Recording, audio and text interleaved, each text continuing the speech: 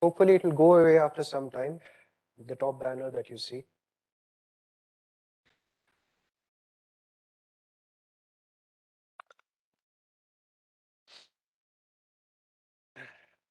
So yeah, first of all, thank you very much for coming and also bearing for the slight delay. There was a slight delay in setting things up because, like I was saying, everything that could go wrong today went wrong. The internet wasn't working. There was a problem with the sound. There is no internet LAN working, everything. It was a total mess. So luckily I came half an hour before and I could get a few things running. And yeah, now we are here. So again, thank you very much for coming. Good evening, everyone. And today I'll be talking about time management for productivity. So this is after the talk I did on literature surveys, I sent out a poll asking what kind of talk they would like to listen from me further. And this one came up on the top of the list. And this is also something which is very important, considering that as students, undergraduate students, postgraduate students, research students, it is very important to recognize and identify what are the most important things to do and when to do them. So these are some of the tricks and tips that I learned along the way, and that is what I'll be sharing with you. And also this is a reflection of my experience of teaching here for the past roughly 1.5 years, let me say 1.5 years, where I came across a lot of students, really bright students, but one of the areas that they were lacking in is to identify what should be done right now, what can be deferred, things like that. So it is just on that note that I start today's talk. All right. So when I came across you students, this is the picture that I always get in my mind. You're doing like 10, 20 things at the same time. And it is really commendable, I must say that, because I've seen in my class, even I've seen students who are participating in school level administration activities while also keeping up with their studies, which is really, really something commendable. So most of the times, I would like to imagine that the situation is something like this, where you're really successful, really happy, you get everything done on time. And that's for the first 2 months of the semester. And when it comes to the last month of the semester, this is the picture I get. So everybody's tearing their hair, they want extensions, they want relaxations on the evaluations. And frankly, when we are setting up a curriculum, we do keep in mind what is realistic, what is possible, what is achievable by the students. So when we come across this particular situation, we get a bit annoyed.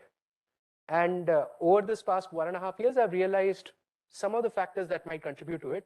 And that is why I'm here to talk to you about it. So hopefully, at the end of this lecture, I'll be able to take you from this situation where you're running, trying to hit a deadline and really losing your mind, to someone who is calm, peace, satisfied with the work. This is going to be my goal. And I really hope that we are able to hit this. Okay? Right. So, like in my previous lecture, here also I'd like to give a disclaimer. These are techniques which have helped me. So I have been in this stint for more than 10 years now. I'm talking about my undergraduate, postgraduate, PhD, and everything. So I've been doing this for quite a while, and I have picked up a few tips, and this has really helped me a lot. That is what I'm going to share to you. Now, it is not necessary that the same things will help you, but hopefully you'll get that philosophy of understanding how to optimize your time management, because I am completely sure that every one of you is capable of time management. Time management is not a problem. The problem is something else, all right? So that is the first disclaimer. Whatever I'm sharing here works for me. It will give you an idea in which direction you should start thinking, and then you also try to read around and find what helps you the most, all right? That's the first disclaimer. The second disclaimer is, please don't go to your instructor and say that I followed sir's methods, that's why I'm failing now. Please give me an extension. This is just a joke. But the point being that the first point is more important, being that this is something that has helped me, and I'm going to share this with you. Right? Okay. Now, the whole talk is going to be based on the following foundational principle. We are talking about productivity. We're not talking about time management. And what is productivity? You are able to produce something. You are able to deliver on your milestones, your projects, your assignments. For some of you, it would be assignments. For some of you, it's going to be a PhD degree. For some of you, it's going to be a paper. It's going to be a conference presentation. So we are talking about productivity. And when we are talking about productivity, there are three things, not just one, three things you should consider. The first one is, of course, time management, which we all are more or less adept with. Time management is not a problem here, all right? What is more important to recognize? Priority management. Which thing must be done now and not 2 weeks from now? That is priority management. And the final thing is energy management. Okay? Energy management in the sense that you would be more productive at certain times of the day than others. You'll be more better at doing some things in the afternoon than early in the morning. Things like that. Depending on or optimizing on the basis of optimizing the tasks on the basis of your energy, that will also help you to hit peak productivity, right? So this is the foundational principle. And based on this foundational principle, I'll have the following learning outcomes from today's talk. So you will come off with 3 learning outcomes. First one is how to identify and organize tasks at hand in order of priority and urgency. Okay, that's the first one. The second one is to use simple project management approaches to plan an effective schedule and also keep track of progress of tasks. Okay. And finally, develop a personalized strategy and workflow. And I emphasize personalized here because you have to work on this. Develop a personalized strategy and workflow by maintaining a balance between time, priority, and energy management to stay on plan and execute the scheduled tasks on time. So these are the learning outcomes for today's talk. And the outline is going to be something like this. So I have broken down the talk into 3 parts. The first part will be, I'll be talking about how to identify your tasks. Okay. The second part is how you're going to schedule your tasks. And the final is going to be execution. Along the way, I'll be giving you tools and strategies for each stage. Okay. And finally, I'll leave you with a homework assignment. And there is no deadline on this homework assignment. This is something that you have to reflect on and you have to work on. And this is essentially helping you to plan your personalized workflow. All right. Okay, so let's get started. And step 1 is identification of tasks. Right. Okay. So how many of you here have watched Prison Break or have heard about Prison Break? No? Yes, sir. Okay. So who was that? Online?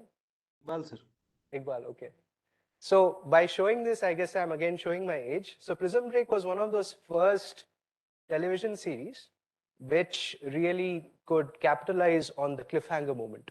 So when you're watching television series right now on Netflix or Amazon, you'll have the final bit where they put you on a cliffhanger. Like they will say that, okay, you're left in the suspense of you don't know what's going to happen next and you're really tempted to watch the next episode, right? Even if you stop watching it tonight, the next day morning or the next day, you'd like to want to go back and watch that episode again, to continue watching it again, right? So that's the cliffhanger thing. And this is actually known as the Zeigarnik effect. And the Zeigarnik effect is that people remember unfinished or uninterrupted tasks better than completed tasks.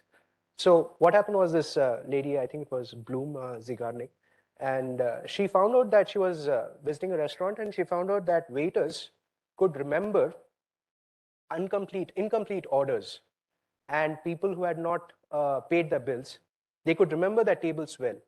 But once they completed the orders and the bill had been paid, they completely forgot about what had been ordered, which table was it, everything. What is happening here is, because there is a task which is unfinished, it is still festering in your head. And it is a good thing because in the case of the waiter, he needs to keep track. He or she needs to keep track of which order is incomplete and whom to catch in case they don't pay the bill or how to chase the kitchen. But now, what happens is, Yeah, it is human instinct to crave resolution. This is a very nice sentence I found in this particular website about the Zeigarnik effect. Essentially, we want resolution, okay? But now what happens is this is actually a double-edged sword. I'm sorry for the coloration. It's a double-edged sword because now you have got something in your head and it is constantly festering. And if it's constantly festering, you cannot think about other things. So how it applies to task management is unfinished tasks take up more space in your head. So what you need to do is you need to dump it somewhere. Now, what I have found is usually when I've got a couple of things to do, I might have 10 things to do, but there's always this one or two things which constantly goes around my head. I have to do that, I have to do that. Oh, I have to also do that, but I have to do that. So it is looping between these two items, but I'm not paying attention to the rest 8 items. So this is essentially Zeigarnik effect at play, and how do I overcome it? So the first tool is I like to use the mind map. Essentially, I dump my brain. I'll have a lot of things to do. And what I'll do is I'll simply dump it on this mind map structure. There are a lot of softwares available. It's also available online. You can also get offline versions. To give you an example, the details are not clear here, but this is actually the mind map for a blog that I was writing, and it's available on my website. And this is how a colleague and we ran the measurement and instrumentation course. And there are multiple dimensions to it. And there was always 1 or 2 dimensions going around in my head. But the moment I started doing this brain dump exercise, other things also starting to come to me. Right? So brain dump is very important. Think of all the tasks that you have to do and place them as the primary branches. Okay? But it doesn't end there. Think of all the subtasks under each branch and close the loop. Okay? And the reason for closing the loop is it is equivalent to finishing the order, the waiter finishing the order. All right. So once you completely close the loop, you identify what are the different tasks you have to do under each branch, you close that, and then you move on to the next task. It might so happen that when you are closing one branch or when you are going to the second branch, you'll think of something else for the first one. Add it. Okay. So you start filling it up completely. All right. And then if you realize you have to do something else, add it as a new branch. The most important thing that it does, it frees your mind for higher level thinking. Okay? What you are doing here is you are essentially creating a second brain of sorts. You are dumping all the ideas, all the tasks, everything in your brain, you're completely freeing it.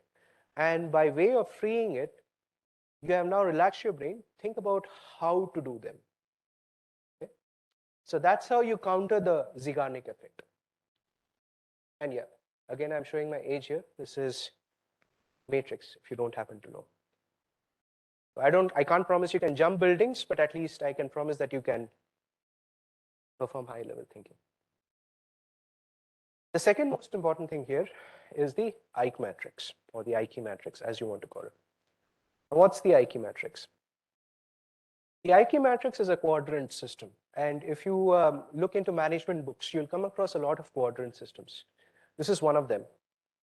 And in this quadrant system, you've got a system of axes, where you've got along the x-axis, you've got not urgent and urgent, and you've got important and not important. So what you have to do now is, now that you have identified all the tasks that you have to do, identify the tasks which are urgent and important and not important, or important and not urgent, and then also the other quadrants. So you have to identify those tasks. Okay. The first box that you see here, where we have got Shia LaBeouf doing his famous thing, just do it. You simply have to do it, right? So that's your urgent and important. That is top priority. The second is not urgent, but it's important. So here, to give you an example, not urgent but important is your project deadlines, your lab reports. It has a fixed deadline. You have to deliver on it. You have to deliver on it, maybe not now, right away, but in 2 weeks' time, or maybe in 3 months' time. You have to set a deadline. You have to plan for it, and you have to set a deadline. Right? Now, you can break down the mind map using the IIT matrix and get the most important items, urgent and important, out of the way. Now, there's a very famous saying by Mark Twain, which is called eat the frog. Eat the frog means that think of the most undesirable, the task that you hate the most, the one that you really want to put away forever, that kind of a task. That is the first task you do the moment you come into the office or the moment you open your eyes and start working. That is called eat the frog because nobody wants to eat the frog, right? But once you do that, again, it's that Zeigarnik effect at play. You dump that out. You have done the worst task that you can imagine for the day, the first thing that you do. And after you have done that, everything that follows is going to be easier. So that hurdle is removed. So that's eat the frog. All right. Now, for the next one, not urgent and important, you have to identify the key deadlines. And then you can identify that from this quadrant. Usually, for undergraduate students, undergraduate and even to some extent postgraduate students, these two quadrants, the first two quadrants, are usually decided for you. Okay, because you have got to deliver on something, you've got homeworks, you've got projects. So that's usually decided. When it comes to MS and PhD students or even faculty members like us, then we have got a certain bit of flexibility in the first two quadrants itself. I am focusing the talk more for UG, PG and MS and PhD students. Okay, so now we come to this two quadrants, and here it gets a bit nuanced. Okay, so here you have got urgent and not important, and we call that the delegate box. And then we have the not urgent and not important, that we call the back burner. Now the back burner, if you have seen a gas hob, right, the kitchen gas, you've got 4 burners. In the European system, you don't have it like in a line, but you have it as a grid, 1, 2, 3, 4. The back burner is where you put your rice, you put your pasta, you put your milk, all right? So that's what I'm talking about. That's the back burner here. Now, you may or may not be, as UG students, you may or may not be able to delegate your urgent but not important. It has to be done, but it's not important to you, right? So you can think about delegating it. But as UG students, whom do you delegate it to? Typically, you work in a group, right? So you can negotiate with your friends and say that I got something, other things pressing which I have to do. Can you do it for me? That's also a form of delegation. You work as a team and you pay it back later, right? Or there is an option of renegotiating the deadline. It is, in some cases, it is possible to say that, well, I've got some other commitments. You can talk to your, say, if it was me, and you come to me and say that, sir, I've got this thing to do, but you have asked us to do this thing, but I've got this more pressing thing to do, which has to be delivered. Can we extend the deadline? If it is fair, if it is, what's the word for that? If it is realistic, or if it's, I'm forgetting the word, I will consider it. That's what I'm saying, all right? So there is a possibility for negotiating deadlines, but only if you've got a rational reason for it. Now you've got the back burner. Now the back burner is things that you would like to do, right? Or things that you would want to do, but it's not really important right now, and it's not really urgent, okay? So what you do that, in those cases, you fix up a follow-up date. So you don't forget that, because it's in the list of your tasks, it's in your head, you have dumped it into the mind map. So you put it into the back burner, you fix a follow-up date, say maybe 2 months down the line, when you feel that, okay, let me reassess whether I can get to that task at all. Maybe it's an online course that you want to be doing, or maybe it's some project, maybe you want to learn 3D printing. So that's where you put the back burner, all right? Or altogether eliminate it, okay? The brute force thing that some management gurus do is they build this IQ matrix, they do the first 2 quadrants, just do it and decide. And they just dump the delegate in the back burner. They don't care about it. We can't do that, okay? Because we have got commitments, we have to deliver on a few things, so we can't simply dump it. So this is how you take the mind map, the tasks that you have identified using your mind map exercise, and you put it into the IQ matrix. Delegate as applicable, and finally, you defer the tasks which are not urgent and not important. But I never told you how to identify which tasks are important and which tasks are not important. I'm primarily talking about this bottom 2 boxes, the back burner and the delegate. Okay? These 2, it's decided for you, right? These 2, not as much. So how do you do that? So here comes a meta-analysis. You have to identify your priorities. And this starts with this is highly personalized. So this starts with a bit of introspection. And here you ask yourself questions. These are some example questions. These may not directly apply to you, but I would surely start from here because there's an academic institution. You are here because you want to achieve your career goals. Clearly, you have some dreams and aspirations. So that is a good point to start. So I would say, I would ask myself, what are my academic and professional commitments? What are the most important milestones and targets for me? What are my dreams and aspirations? And are my activities directed to meet those dreams and aspirations? Is everything that I'm doing at this moment in time contributing to my dreams and aspirations?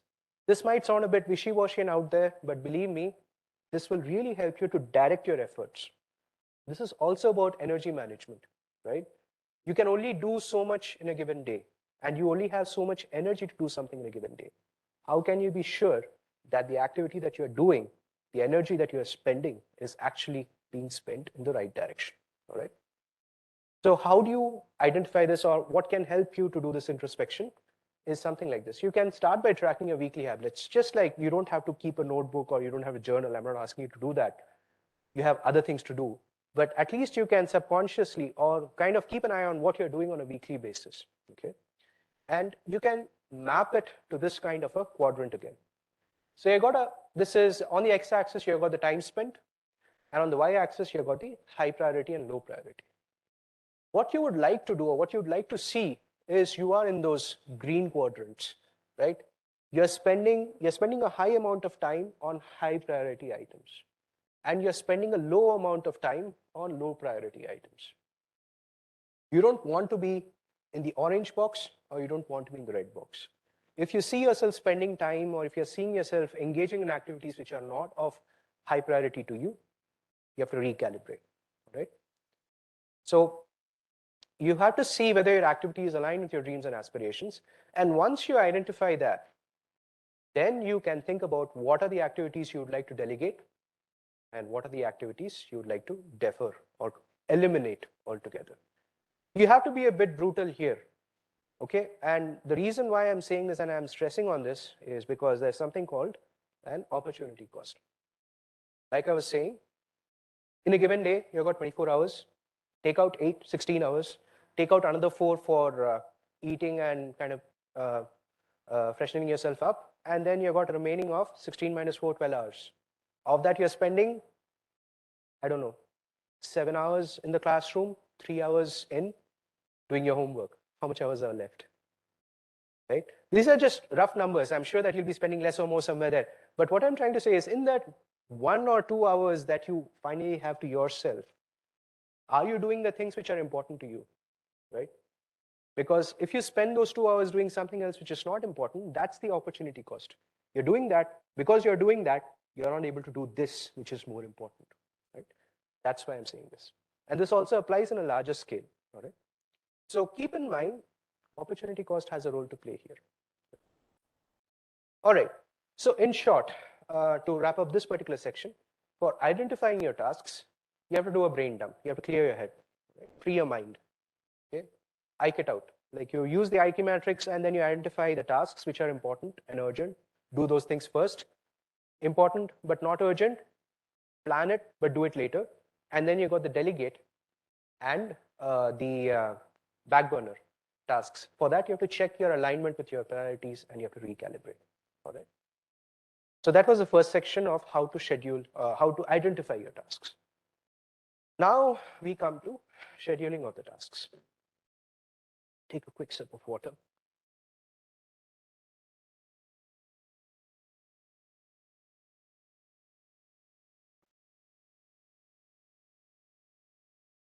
All right. So does anybody here or anybody online know who this person is? By any chance?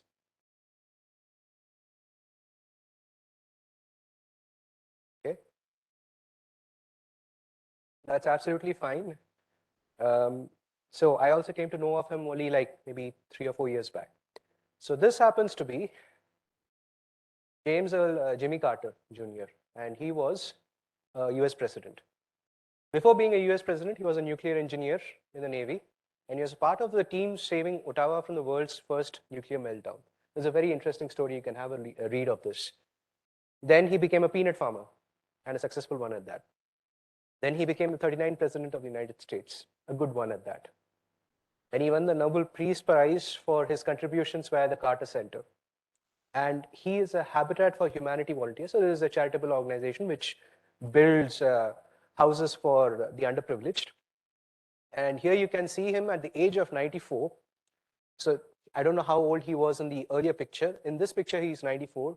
He was just recovering from a fall at home, and he was back building houses. Right? 98 years old as of 1st of October 2022. And beyond that, he's the oldest living US president, one with the longest post-presidency, and the longest married president, also 76 years. That's something.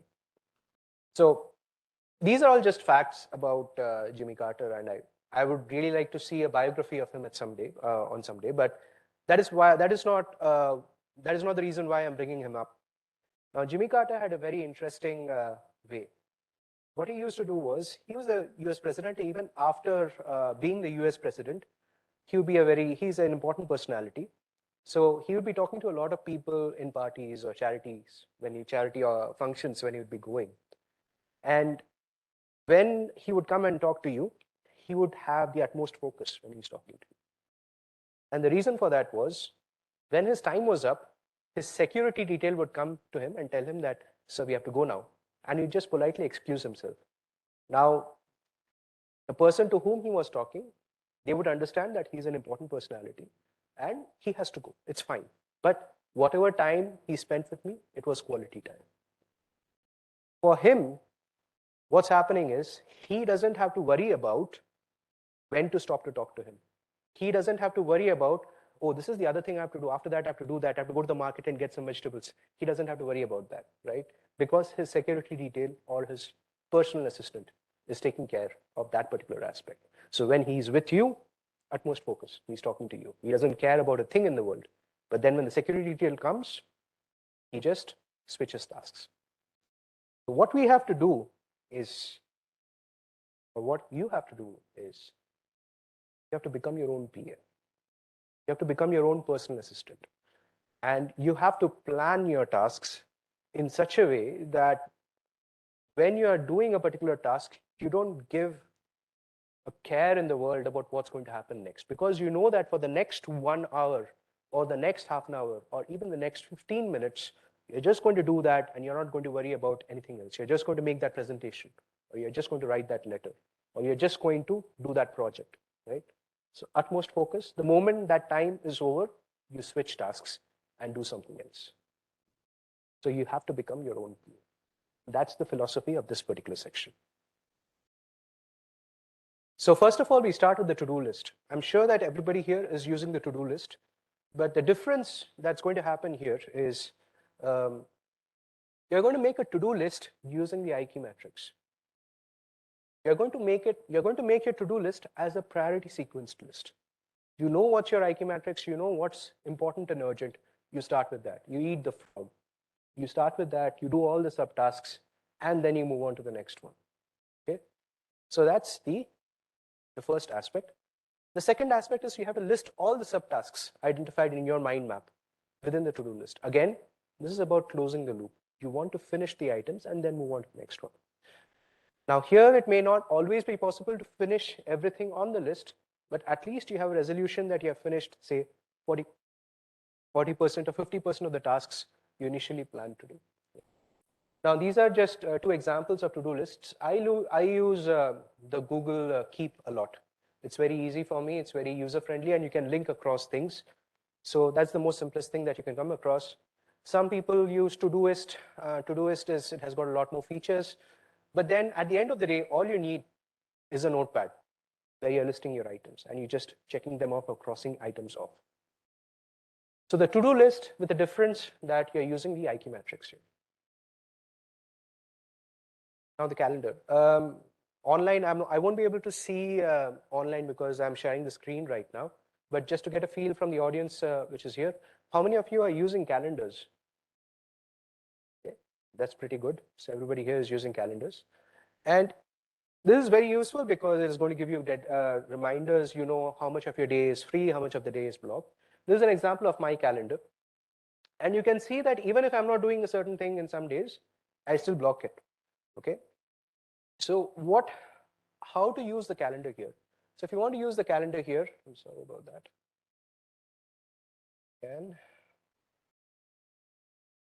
Does anybody know how to remove the ribbon from the top? I don't know how to remove the ribbon. Ah, there it is. Fantastic. So when you're using your calendar, mark deadlines and milestones and set reminders. This is again very basic stuff. I'm sure if you're using your calendars, you're already doing it. The other two things that I would like to mention here is set aside buffer time. So say you're moving between classes. It takes about 10-15 minutes to do that. So that's the buffer time I'm talking about. Or even say you are working on your project and it's like you are close to finishing, but then your time has ended. Your planned time has ended. But you know that if you spend another 15 minutes, you'll be able to finish it. So instead of instead of blocking 1 hour on your calendar, you block 1.5 hours on your calendar. And the extra 15 minutes, celebrate, right? Because you finished your task. That is setting aside buffer time. And also keep some chunks free. So if you see in this calendar, I've got some chunks free here.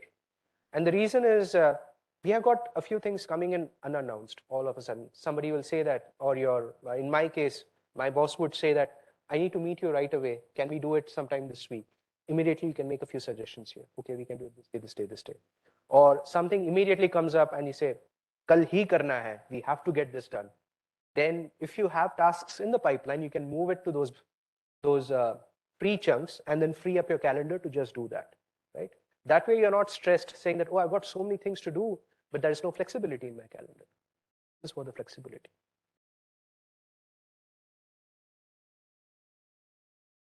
And yes, think of contingencies. So chunks free and contingencies go hand in hand. The important thing is sticking to it religiously.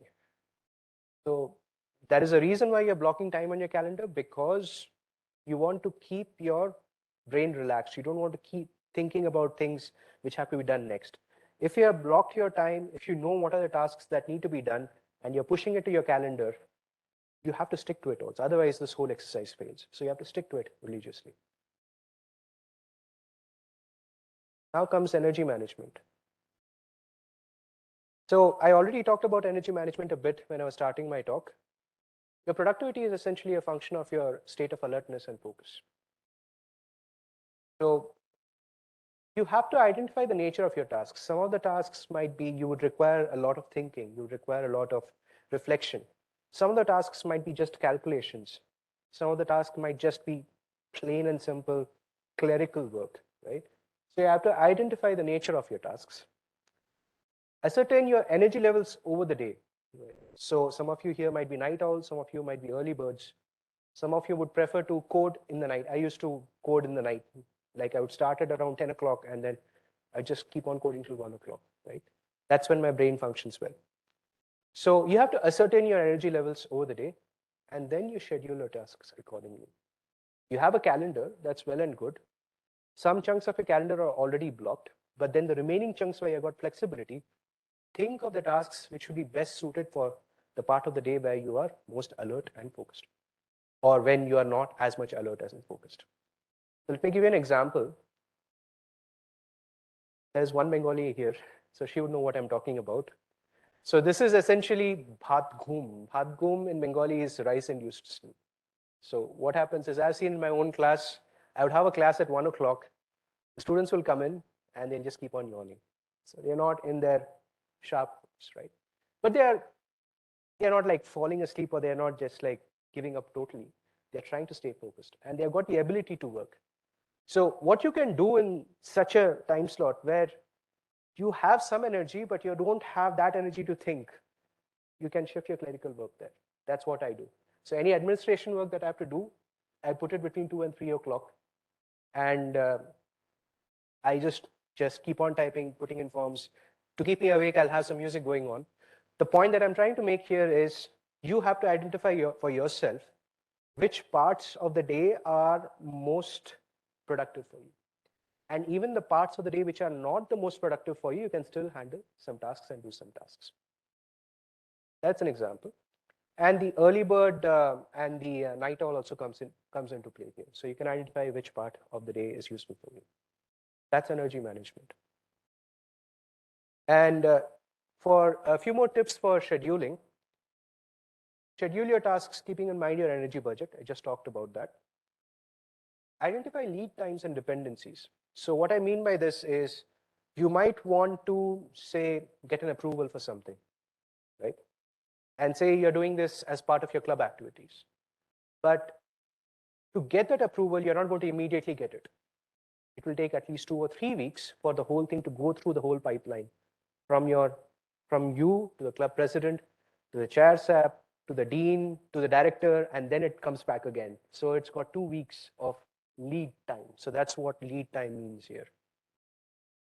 And then there can be dependencies. So what I mean by dependencies is, say you're working on a project and you're working in a team and you're broken down the tasks. You cannot do task 4 unless and until task 3 is complete. So you cannot independently plan your calendar. You have to consider what are the other external factors at play so that your dependencies are taken into account. So once you take that into account, then you can plan your calendar more effectively. So that's lead time and dependencies. Don't forget to take holidays and festive seasons into account. Now, earlier, before I was working here, I was working in the UK. And in the UK, they have this policy. They'll say that 2 weeks. If you raise a request, they'll say 2 weeks. 2 weeks is not 2 weeks. It's 2 working weeks. 2 working weeks means Monday to Friday. And if you take Monday to Friday, 2 weeks is roughly 14 days. So that's 5, 3, 15. It's effectively 3 weeks. And now in the middle, if you've got an Easter holiday or a bank holiday, that's 4 weeks, 4 working weeks. So don't forget to take holidays and festive seasons into account. If something new comes up, check your calendar and commit only after you're sure you can deliver. That's also important, right? Because we would like to do a lot of things. We think that, okay, we have the time, we can do it. But remember, you have only about 2 hours for yourself. So really, if you really want to do it, that's the 2 hours you're spending. Opportunity cost comes into play. And whether you can deliver, that also comes into play. Key buffer time. You're not good at estimating time required to complete a given task. It takes some time to become good at this, to estimate how much time it will take to complete a given project or a given task, right? It takes some time. It's only over trial and error you realize, okay, it take roughly about 3 hours or 4 hours. So always keep buffer time. The worst thing is you might fall sick. So I fell sick for 2 days. And luckily I had prepared this presentation. I've been preparing this presentation for 2 weeks now. So I could still kind of put something in together and deliver. So you may fall sick, or the internet won't work, or the sound system might not work. So keep some buffer time. Remind yourself of key deadlines 2 weeks in advance. This is very important, right? If you've got a deadline tomorrow, don't remind yourself today that you've got a deadline tomorrow. I'm sure not everybody is doing that, but some of them do. So you need 2 weeks so that you can recalibrate your calendar and then deliver. The thing here is, and why I'm so particular about deadlines is I see a lot of students coming to me, and I've seen a lot of students coming to other instructors also, and they'll be asking for extensions. And you must remember that we might be giving you extensions, but that means that we also have to work extra hard to deliver to somebody else, right? Now, those who are more experienced, they would already kind of push the deadline so that they know the students are going to come to them, and they'll then push the deadlines. But most of the cases, it's not, right? So this is a commitment from your side, from the student side. And if you deliver on your deadline, that sets a very positive example. And this is also important when you're going to industry. In industry, you'll be asked to deliver on deadlines. You wouldn't have the opportunity to push the deadline. You might be able to do it for 1 or 2 days max, but that means you'll be working 24 hours a day. Do you really want to be in that situation, right? That's stress, that's heart disease, that's blood pressure. You don't want that, right? So you have to plan ahead and remind yourself of key deadlines. And revisit your plans periodically. So if you are starting to do this exercise, you will have to do it every week at least.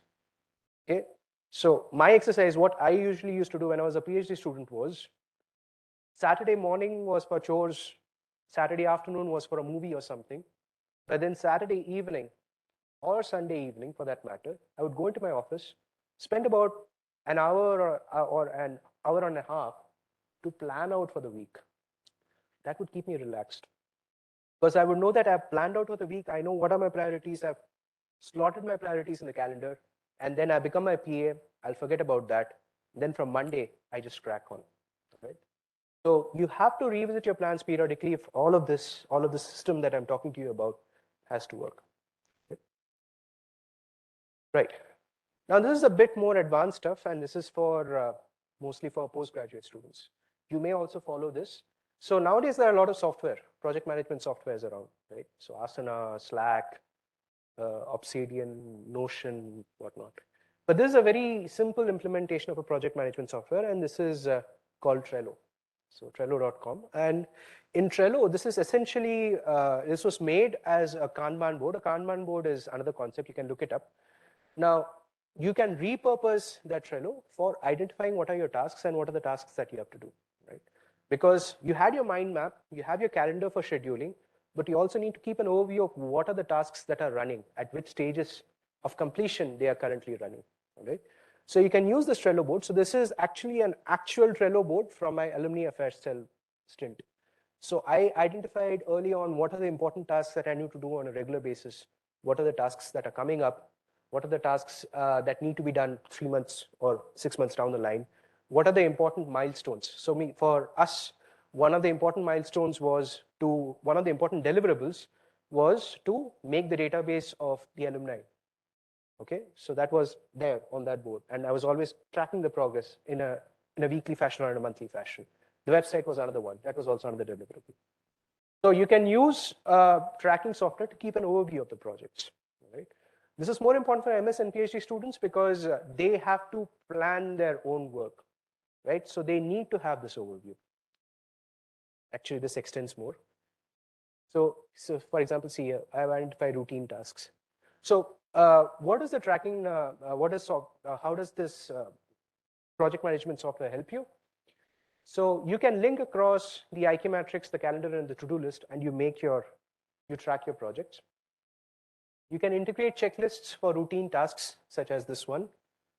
And you can move to Kanban boards. Now, Kanban boards is a process, I forget the word for it. So if you're tracking a process, you know that what are the different steps to that process. You make a stripe for each process, and then you just move a card across. So that's the Kanban board for you. So you can do Kanban boards, or you can even move to more advanced project management software. So currently I'm using Asana, for example. I've got like a couple of students. I need to know what project they're doing currently. So I have given them access to their respective project boards, and I get an overview of what each particular student is doing. So this is something that's a bit more advanced, but if you're doing multiple things, you can consider using this.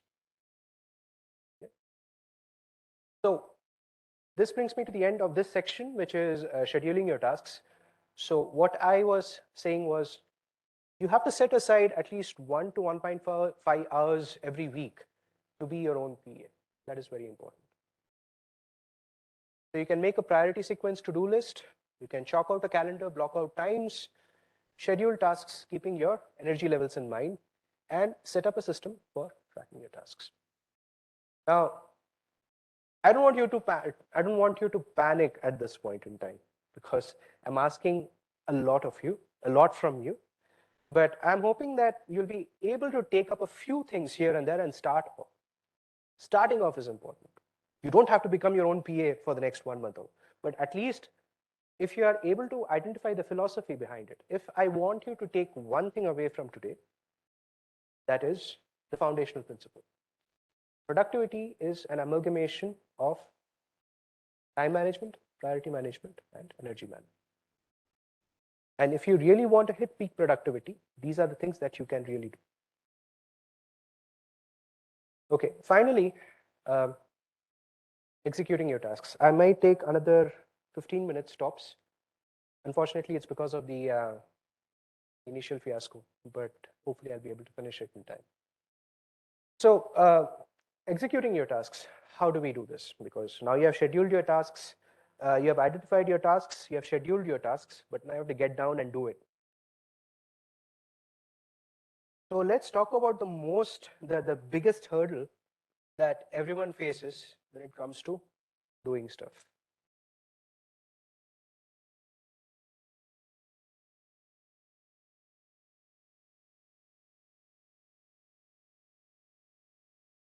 Right.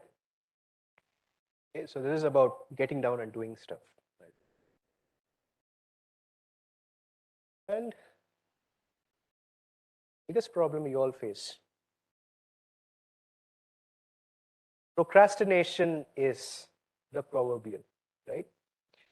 So how do you beat this guy? Like, he's cute, of course, I understand that, but he's getting in your way of doing things. Okay? So the idea is, or the reason why you procrastinate, there are several reasons. The simplest reason is we don't want to do the hard thing, right? We want sugar, we want sleep, we want fun. We want to do the easy thing. Now, the easy thing can be, so for some of you, it might be playing sports.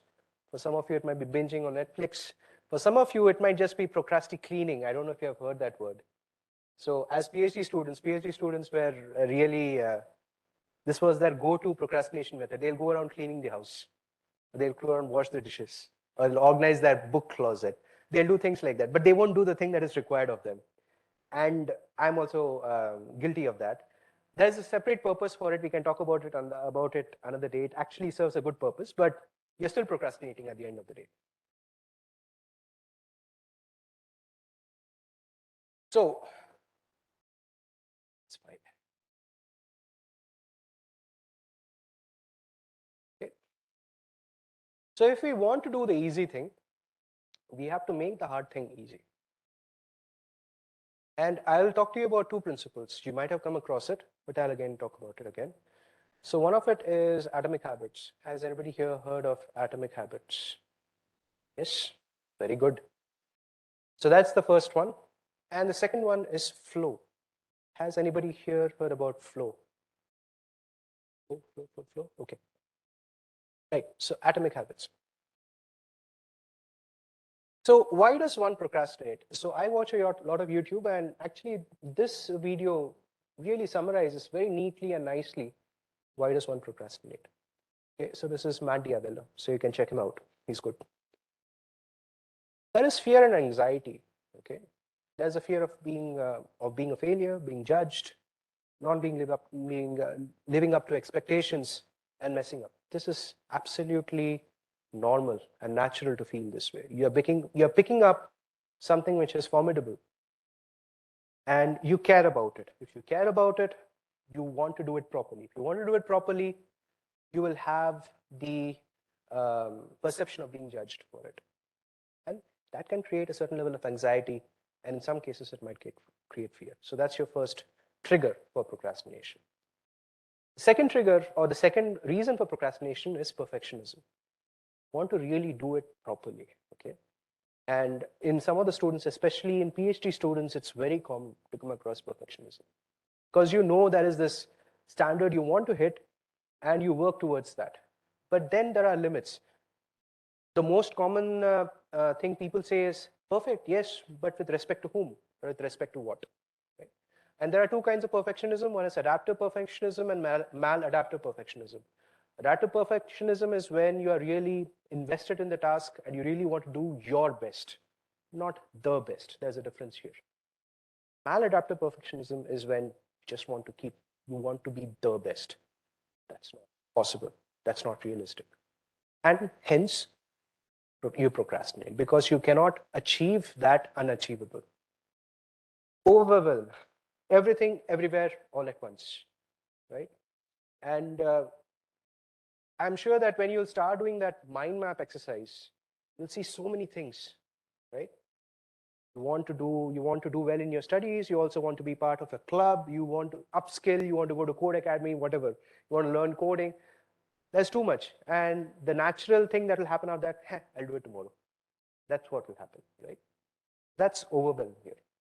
Hopefully, the IQ matrix exercise will help you to identify which are the important tasks, and then you can weed out the rest, right? So the overwhelm factor will come down. And then there is exhaustion.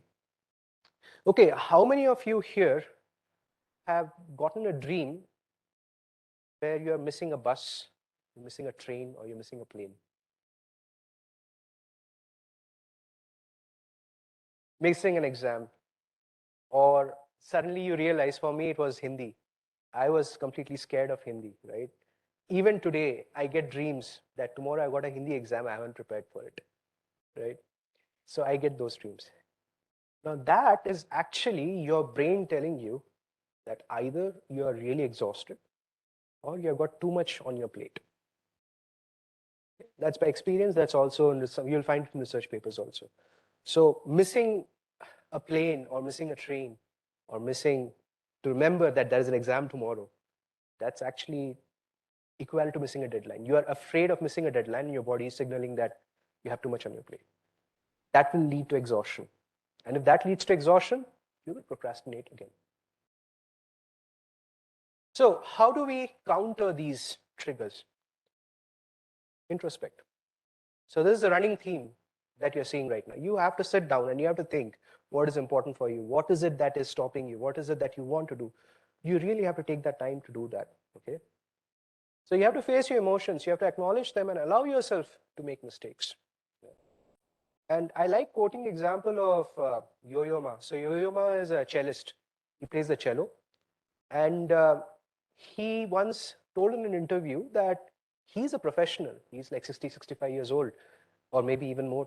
And he welcomes the first mistake when he's on stage. So he's a Western classical cello player. And like in any classical form of music, you are not expected to make mistakes. You're supposed to be good. But he welcomes that first mistake because he feels that, yes, I'm human. I will make a mistake. It is going to happen. So you allow yourself to be human. You allow yourself to err. And you allow yourself to make mistakes. You cannot be perfect all times. Okay. Perfectionism. Now, again, you might have heard about these two. Perfect is the enemy of good enough. Done is better than perfect. Right? If you haven't heard of this, good. Now you're seeing this. This is important. You don't have to be perfect all the time. Hit that 70% mark, 80% mark. That is good enough. Okay? And once you are good enough, done is better than perfect. So I got my PhD student Iqbal sitting in the audience here. So I give him really tight deadlines. And he says, sir, ek hafta aur mil jayega kya? So I say, no. Just do, good enough. Wrap up that loop, close that loop, get that done, get it out of the system. And then you can do other things, right? So if you have this tendency, of being perfect, keep this in mind. And the other important thing is the vomit pass. So does anybody here know who is Judd Apatow? He's a movie director, right? Hollywood. And he's the one who coined this word, the vomit pass. It's actually on the video.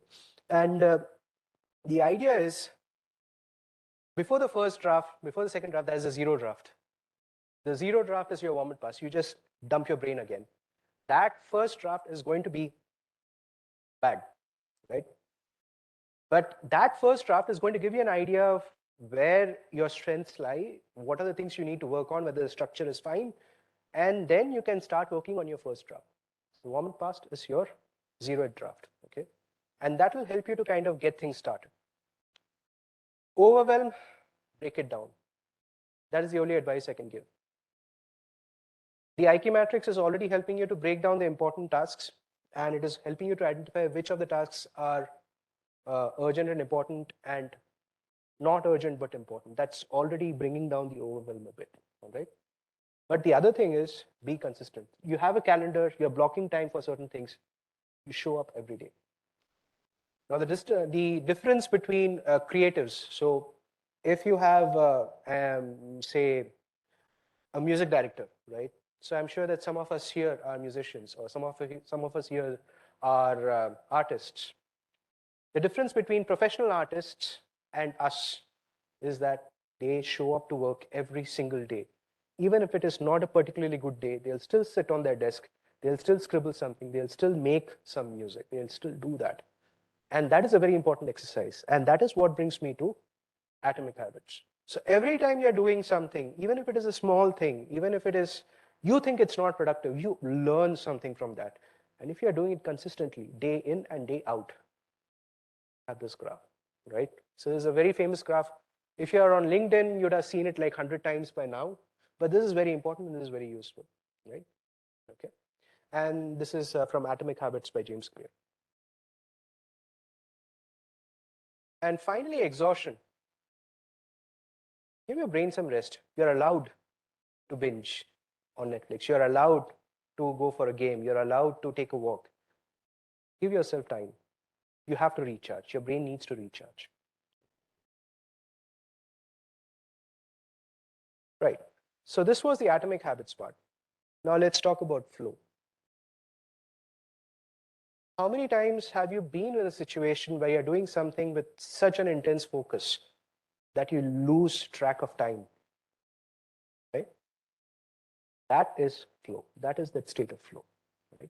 So here I show examples of computer games, musicians, or artists, because this is very common, even sports for that matter. Just keep on going. Somebody has to stop them and tell them, don't do that. You'll strain yourself. So flow is a state in which people are so involved in an activity that nothing else seems to matter. Okay?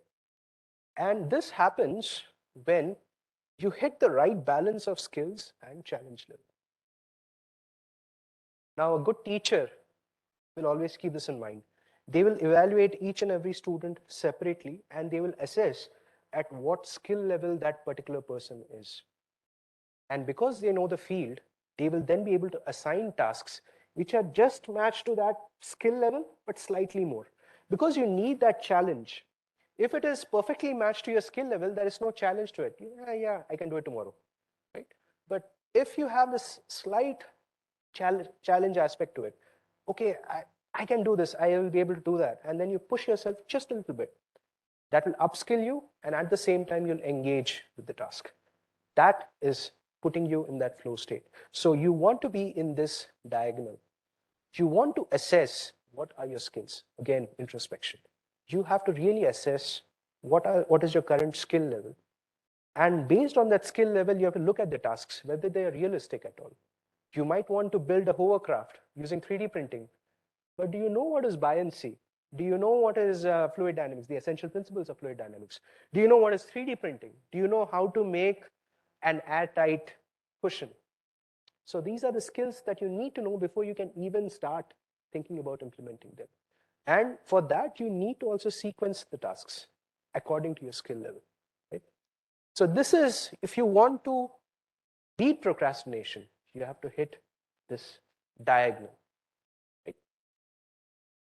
So flow is the key to breaking down tasks effectively. I was talking about the to-do list earlier. I was talking about the mind map. You have to reevaluate again based on the skills that you already know, how to hit that diagonal. So the concept of flow will help you to break down your tasks. You want to avoid the procrastination zone. The procrastination zone is when you have got low skills, but then the challenge is high. You won't even engage. You'll rather watch Witcher on Netflix.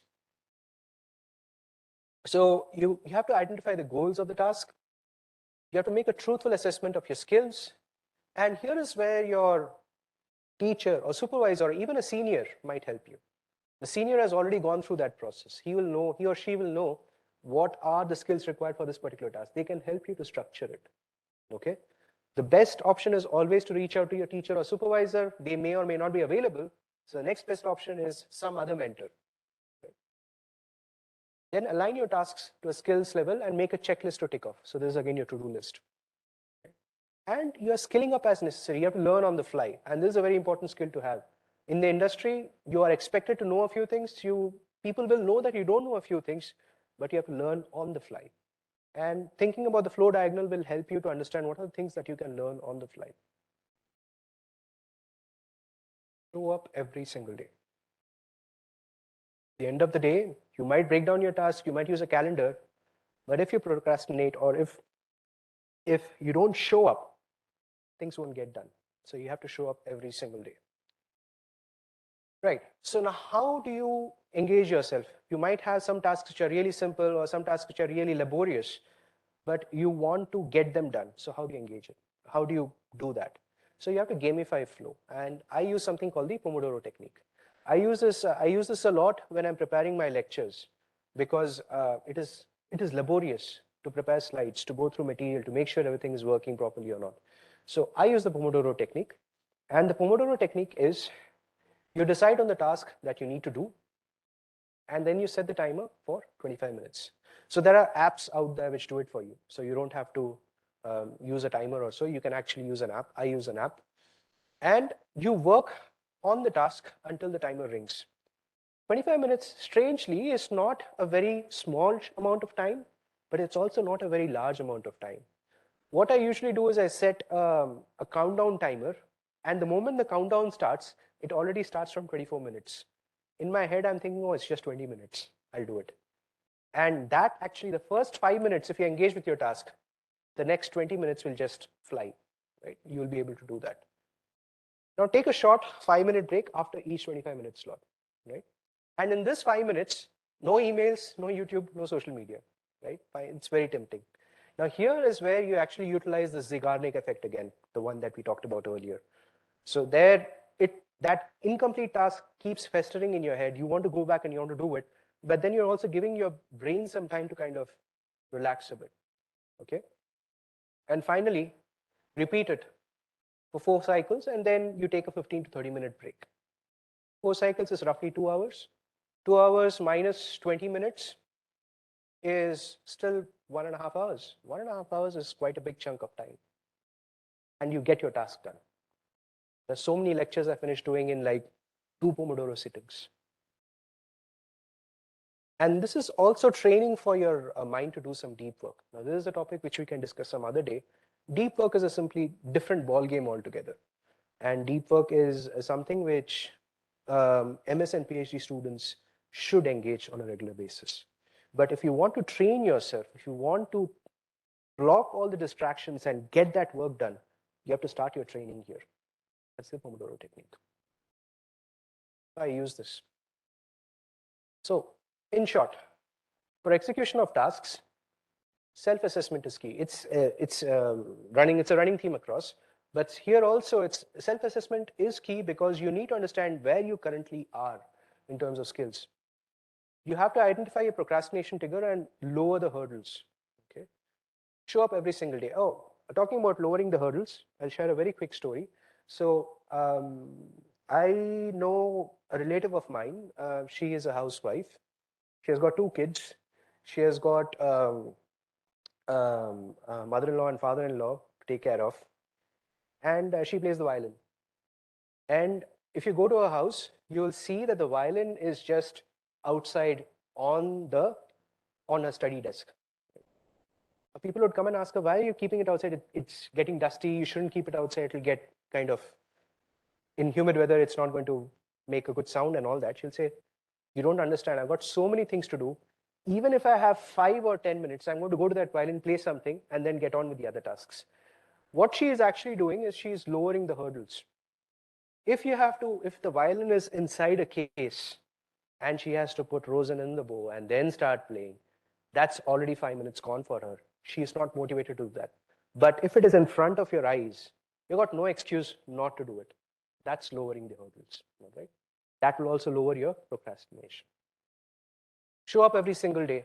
Incremental improvement is cumulative, and you have to stay in the flow zone.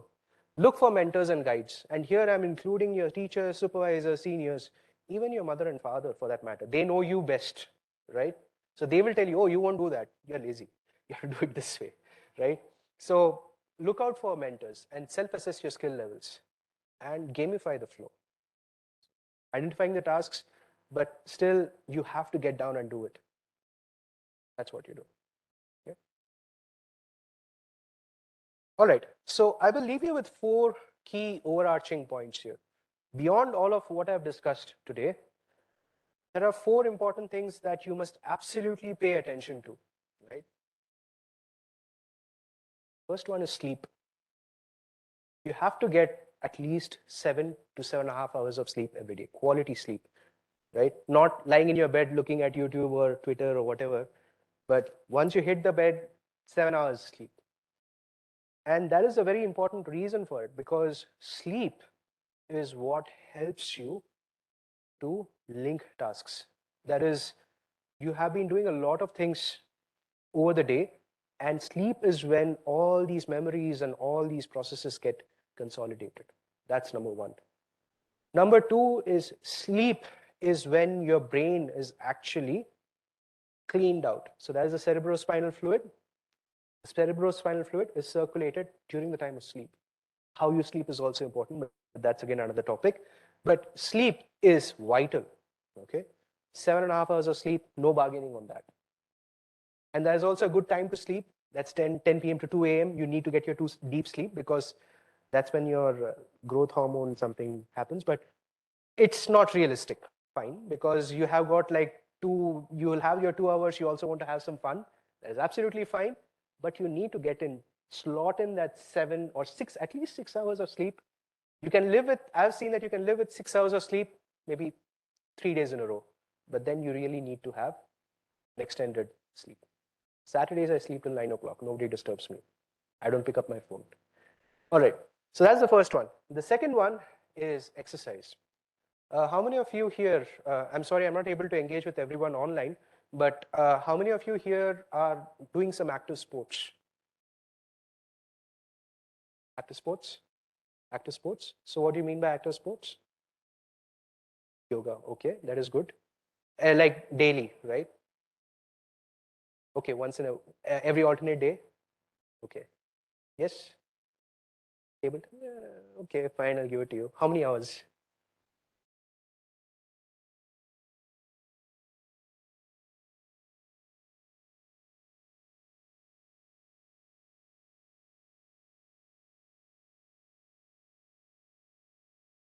What sport? Fine. The important thing is exercise is important. And again, this has a cognitive benefit.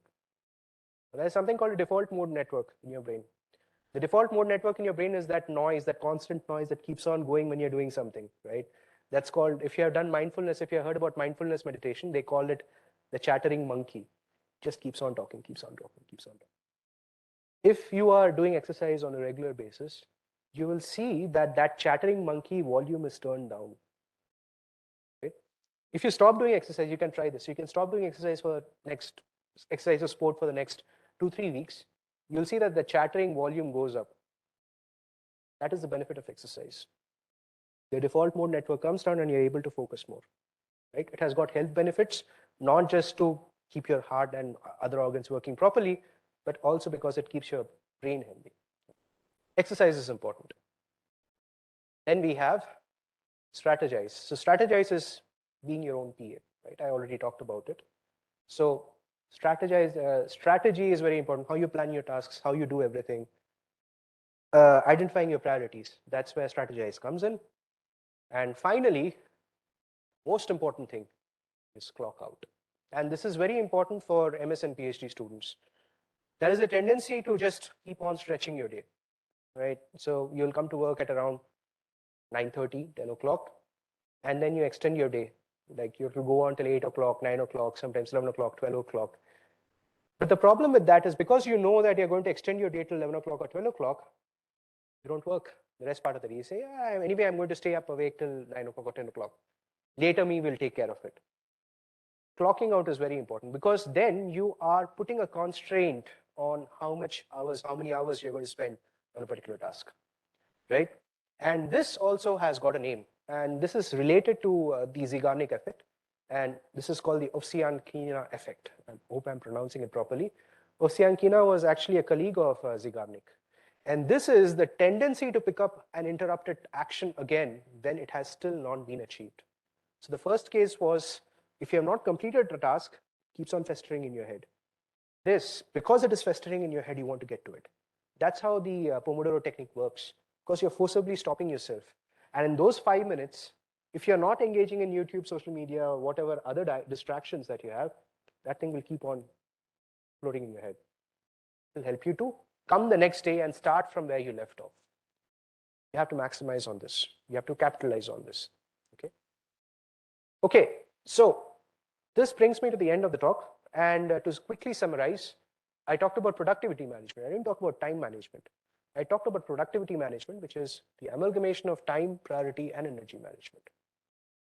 This is identifying tasks. We talked about the Zeigarnik effect, brain dumps, and the IQ matrix. We talked about scheduling tasks. And the most important thing here is you have to become your PA. You have to switch between assigning yourself tasks and doing them. That is what it means. Okay? And you have to execute tasks. How do you execute tasks? You have to tackle procrastination and atomic habits and flow and the Ovsiankina effect. That will help you, right? And finally, the 4 key points are sleep, exercise, strategize, and clock out. And with this, I will be clocking out soon. But before that, that's your homework. So the homework is you have to retrospect. You have to identify your priorities and skills. And you do the brain dump, IQ matrix, and the calendar exercise. Okay? Identify your hurdles to the execution of tasks and see how you can remove them. Break down and sequence the tasks based on flow principles, and then get to work. Use this method for 1 month and then recalibrate. Important. You can take a photograph of this because I don't know when I'll be putting up the presentation. So I will strongly suggest that you do this because you have spent roughly 1.5 hours here today. And I would like you to at least do this once because you spent some time, you spent some energy. Why not try it out? Okay. And the most important thing is don't panic, right? Whatever I've been talking here is a cumulative summary of what I've been doing for the past 10, 12 years. I have shared whatever I knew with you, right? I don't expect you to do all of it. But I hope that what has happened here today is I have shared with you some essentials of how you can get things done. And with that, get down to work. So thanks for coming. And I'm happy to discuss anything further with you. All right, yeah. Floor is open for questions. I'll take it from the online audience very quickly because there are only a few numbers here. And then I can go to the, offline audience here. And then I can go to the online audience. So 1 second.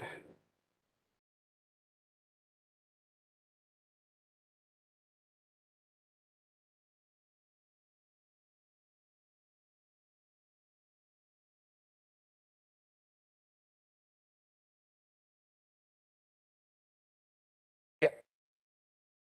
1 second. Let me give you the mic because those who are online can also hear you. I hope this will work.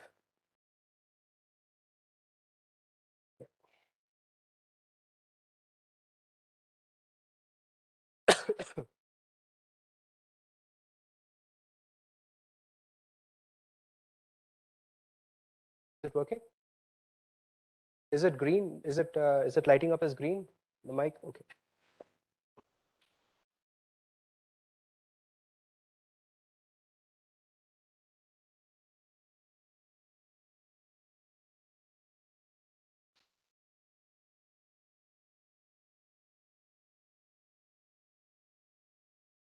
There you go.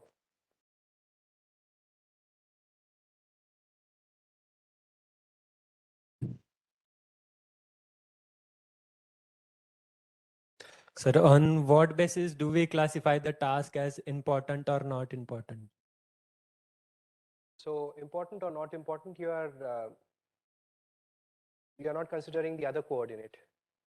So important or not important, if you're talking about the urgent, not urgent aspect, that's most likely going to be decided for you. So I'm assuming you are a postgraduate student, BTech. So then it is assigned for you, right? So your faculty instructor is going to say that this has to be done by this date. So that one is decided for you. Now the tasks which are important or not important, but not urgent at all, right? So that one is where you have to assess for yourself. You have to identify what are your goals, what are your aspirations. Because like I said, you have a certain number of hours per day. And of that certain number of hours per day, a significant part is already blocked because of your academics. Whatever left maybe like 3 hours or 4 hours, is where you have to do whatever you like to do. A simple exercise that helped me even before I started doing all of this is if there is something that came to me, or there's something, say playing TT for instance, right? Maybe that's not a good example, but say there's a task, right? And I will ask myself, is this something that I have to do, or this is something that I would like to do? So if it's something that I have to do, clearly that takes priority. If it's something that I like to do, maybe that can wait. So that's one way you can think about it. Any questions? Okay. Okay, so far I don't have any questions from the offline audience. Any questions from the online audience?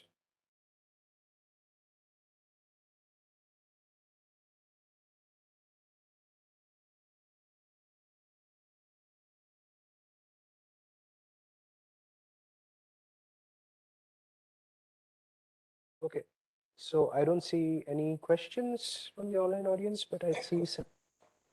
Hello, sir. Hello, sir. Yeah, Raz, is it? Sir, how to utilize the time between the classes? How do you? How to utilize time between the classes? If I have the classes from 8 to 9 and then after 10 to 11, then how to manage this? So you have The time classes. slot 9 to 10, we are free. So you got Like classes. we You have got scheduled, like we have scheduled classes 8 to 9, and then we are free 9 to 10. And after we have classes 10 to 11, then how to utilize the time between 9 to 10 when we are free? So if you've got 1 hour, and if you have identified some tasks beforehand using the mind map exercise, you can see which tasks can be completed in 1 hour, and you can do those tasks, for instance. So that's one way of doing it. The other thing is you can always take some rest, because if you're doing classes from 8 to 9 and then you've got another class from 10 to 11, maybe you're better off taking a rest, talking to your friends, and planning out the rest of your day. So that's also something else you can do. So it's the point that I'm trying to make here, it's highly personalized. So again, here also, it comes back to the same thing. What are your priorities? So I can surely say you can do this and you can do that. But at the end of the day, it's your life, it's your time, and you would like to do something with your life, right? So if in 1 hour you can make a job application which is going to change your life 3 months down the line, then that is what you do. If you don't have a job to worry about right away, and it's more about making friends, because ultimately life is about making friends, so that's what you do. So it depends on what your priorities are. You have to identify your priorities, right? And also be realistic at the same time.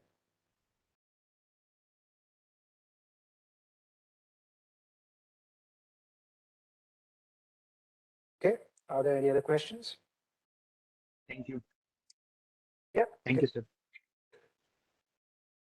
Hello, sir. Yes. Sir, how to avoid social media? How to avoid social media? Unsubscribe from it. No, you can't avoid social media. So you can't avoid social media because, may I ask which stream you're in, or which program you're in? Is it BTech or Sir, MTech? MSc in mathematics. MSc in mathematics, right? So you can't really avoid social media. That's the bane of it. So it's similar to saying that you cannot avoid using the computer, because that's where your life lives right now. And the social media is important in certain aspects, especially if you're looking for PhD positions abroad or postdoc positions abroad, or you want to know what's happening out there. Nowadays, a lot of scientists are actually using LinkedIn and Twitter, right? You get to know about important papers first from Twitter rather than from your alerts. And you cannot avoid that. The more important thing is, how do you manage it? So if you're using your social media for looking at cat or dog videos, perhaps don't do that. But if you're using your social media because you're following important scientists in the field, or you're following important companies, or you're following important exhibitions, for me it will be exhibitions. So I'll be spending my time productively, even when I'm using social media. So my advice is don't avoid social media altogether. You can block some time. For instance, when you're doing your Pomodoro clocks, right? So Yes. in the 15, in the four, after you finish your 4 cycles, you've got 15 to 30 minutes. In that time, you can use your social media. So that is a constructive way of using it. Altogether, don't avoid it, because then no man is an island, especially in this given connected world. And I wouldn't at all recommend anyone to disconnect themselves from the world. Not at all. Okay, sir. Yeah. Yeah. Thank you, sir. Yeah, welcome.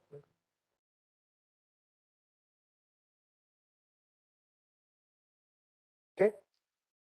We still have, I can take one more question and then I'll have to pack up. One question online and one question offline, and then I'll pack up. Okay. Okay, so I see that there aren't any questions online. Any questions offline? Right? All right, then. So we can pack up. Thank you very much for coming. I hope this was productive. Slightly overshot because of issues, but I hope it has been productive and useful. Thanks.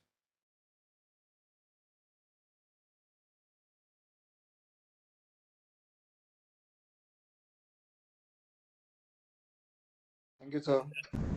Yeah, welcome. Thank you, sir.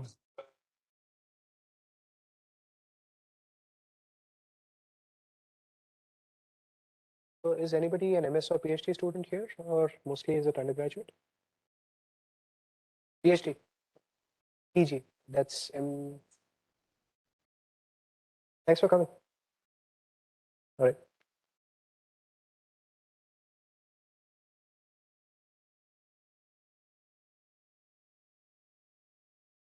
Right, I'll take care of it.